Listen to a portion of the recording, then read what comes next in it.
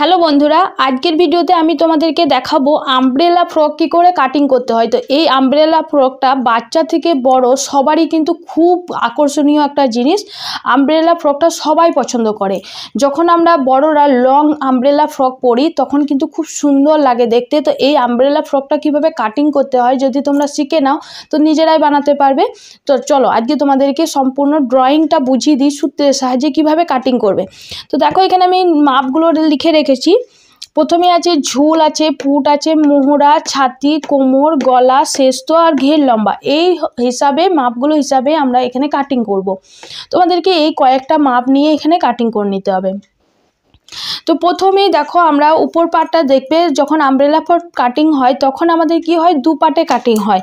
মানে একটা উপরে কাটিং হয়, একটা নিচে কাটিং হয়, তারপরে আমাদের সেটা জয়েন্ট হয়, কোমরের সাইডে জয়েন্ট হয়।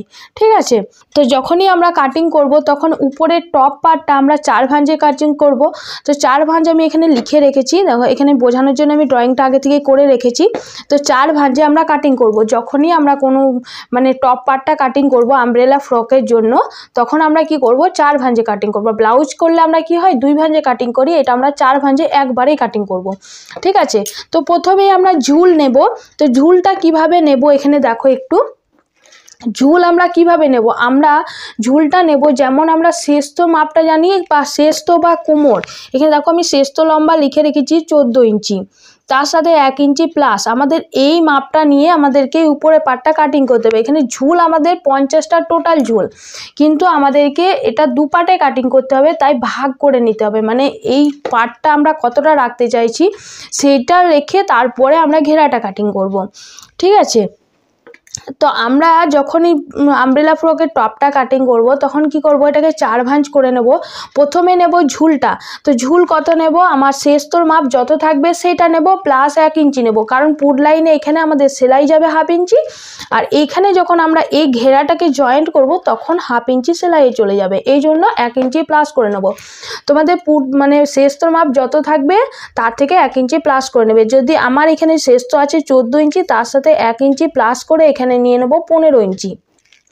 এখান থেকে এত দূরে মাপ নিয়ে নেব 15 ইঞ্চি। তারপরে পুট নিয়ে নেব, পুট যা আছে তার হাফ নিয়ে নেব, কারণ এটা বোট নেকে হচ্ছে তার জন্য পুটের হাফ নিতে হবে। তাহলে আমার পুট ছিল 14 ইঞ্চি, তার হাফ করে নিলাম 7 ইঞ্চি।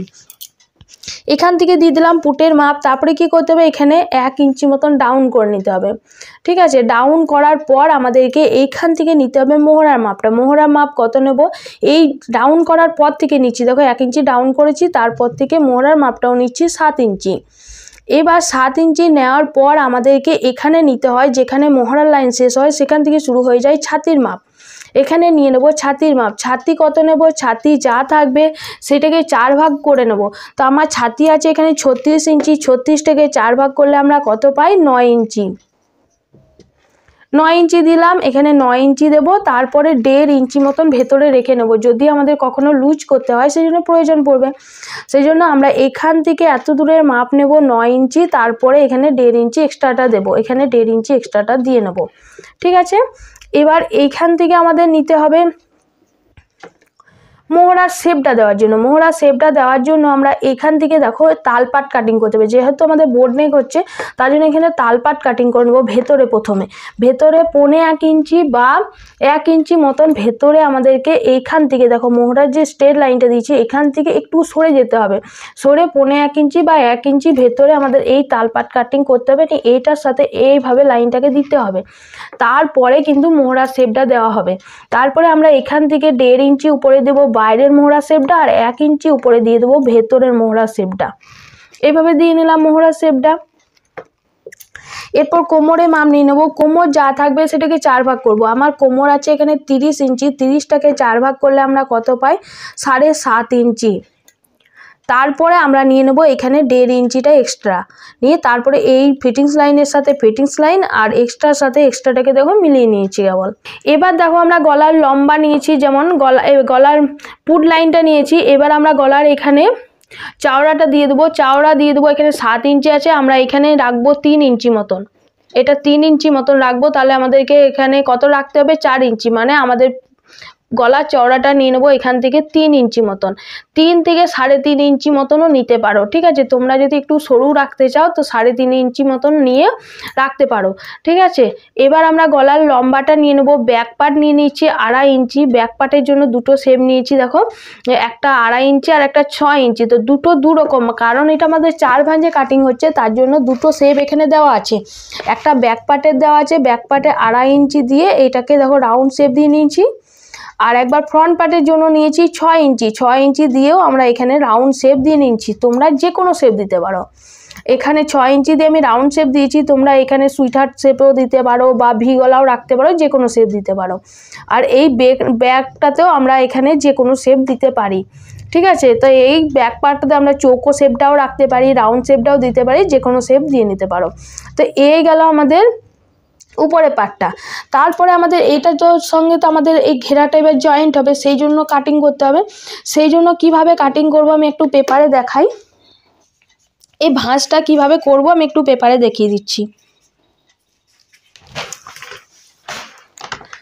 দেখো এই একটা পেপার নিয়েছি, পেপার আছে, পেপারটাকে আমরা প্রথমে 4 ভাঁজ করে নেব। এভাবে ধরে 4 ভাঁজ করে নেব প্রথমে।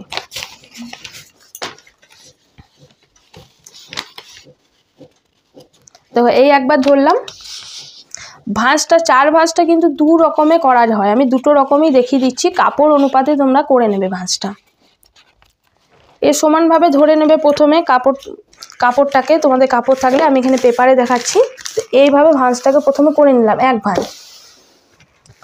তারপরে দেখো তোমাদের যদি এইভাবে বেশি কাপড় থাকে, মানে লম্বাতে থাকে, তোমরা এইভাবে 4 ভাঁজ করতে পারো, এইভাবেও করা হবে।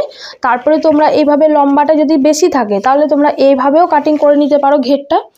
আর একটা ভাঁজ দেখাচ্ছি, দেখো এই একটা করলাম, আর একটা দেখো এইভাবে, দেখো যে কোনো এক সাইডে কোনাটাতে দেখো প্রথমে কাপড়টাকে কিন্তু এইভাবে ভালো করে ধরবে, সমানভাবে ধরবে, যেন মুখগুলো ভালোভাবে সমান থাকে। ঠিক আছে, এইভাবে ধরবে। এবার এক সাইডে আঙুল দেবে, এইভাবে আঙুল দেবে, এইভাবে সিঙ্গারা যেমন পিস হয় সেইভাবে পিস করে নেবে। দেখো এইভাবে ধরে তোমরা এটাকে 4 ভাঁজ করে নেবে প্রথমে। দেখো এইভাবে 4 ভাঁজ করে নিলাম। ঠিক আছে, এবার দেখো ঝুলটা কিভাবে নেব আমরা। ঝুল আমাদের তো এখানে শেষ তোদের 14 ইঞ্চি আমাদের চলে গেছে, আমার টোটাল ঝুল আছে কত 50 ইঞ্চি, তো আমাদের ঝুলটা আনতে হবে 50 ইঞ্চি, তো সেই অ্যাকর্ডিং আমাদের ঝুলটা নিতে হবে। তো এখানে দেখো আমি 4 ভাঁজে আমি লিখে রেখেছি, এখানে আমি 4টা ভাঁজ করে নিচ্ছি, একটা দুটো আর নিচে দেখো দুটো করা আছে। দেখো এই দুটো, তাহলে আমাদের 4 ভাঁজ করা আছে। এবার দেখো আমাদের ঝুলটা কিভাবে নিতে হবে। ঝুল আর টোটাল আমাদের 50 ইঞ্চি আনতে হবে। তাহলে আমাদের কি করতে হবে, ঝুলটা আমাদের যখন ঘেরা নেব, তাহলে ঘেরার ঝুল হলো, ঘেরার ঝুল সমান কত হবে, আমাদের ঝুল যত আছে, ঝুল যত থাকবে তার থেকে শেষটাকে আমাদের বাদ দিতে হবে। তাহলে আমাদের ঝুল ছিল 50 ইঞ্চি, 50টাকে আমি শেষটা বিয়োগ করব, তাহলে আমাদের কত থাকবে 14 ইঞ্চি বিয়োগ যাবে, তাহলে আমাদের থাকবে 36 ইঞ্চি। তারপরে আমাদের প্লাস 1 ইঞ্চি করতে হবে, কারণ আমাদের যখন কোমরে যখন সেলাই করব, এটার সাথে কোমর সেলাই করব, তার জন্য 1/2 ইঞ্চি লাগবে।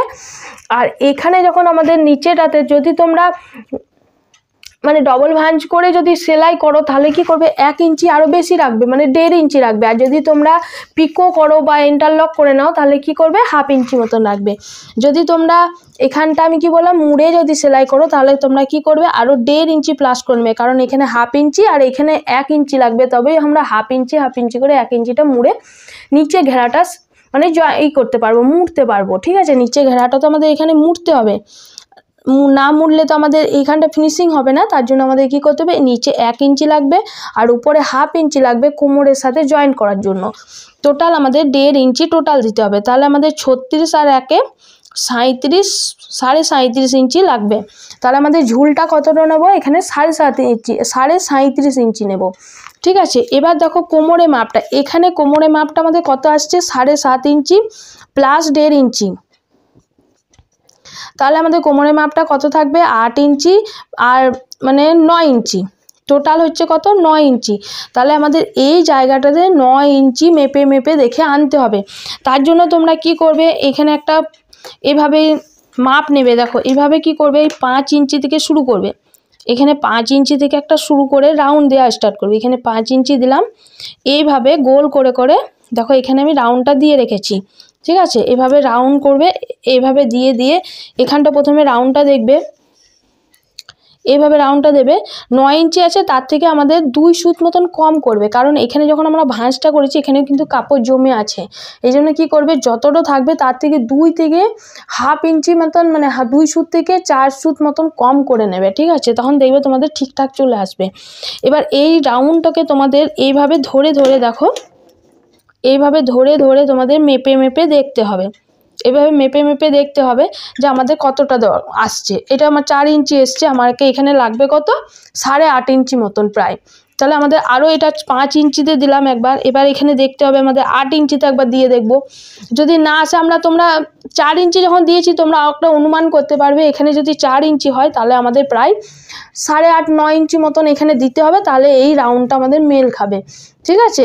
এইভাবে তোমরা মেপে মেপে দেখবে। তারপর থেকে তোমরা কি করবে, ধরো এখানে আমার 9 ইঞ্চিটা চলে এসেছে, তারপর থেকে আমাদের এবার ঝুলটা নিতে হবে, মানে কোমরে মাপটা আগে নিয়ে নেবে, তারপর থেকে ঝুলটা নেবে। ঝুল কত আছে, 37.5 ইঞ্চি। তো তোমাদের এই জায়গা থেকে এবার 37.5 ইঞ্চিটা আমাদের এই জায়গা থেকে দেখে দেখে রাউন্ড করে করে নিতে হবে, ঠিক আছে। যেখানে পড়বে সেইভাবে রাউন্ড করে করে পুরো জায়গাটাতে এইভাবে 37.5 করে পুরো জায়গাটাতে এইভাবে আমাদের রাউন্ড করে করে মেপে নিতে হবে, ঠিক আছে। এইভাবে তোমরা আমব্রেলা ফ্রক কাটিং করবে। বাচ্চা থেকে বড় যে কোনো সাইজের তোমরা এইভাবে কাটিং করে নিতে পারবে, ঠিক আছে। তো তোমাদের যদি ভিডিওটা ভালো লাগে অবশ্যই লাইক করবে, কমেন্টস করবে, আর আমার চ্যানেলে যদি নতুন হয়ে থাকে অবশ্যই করে সাবস্ক্রাইব করে দেবে। আজ এখানেই শেষ করছি, টাটা।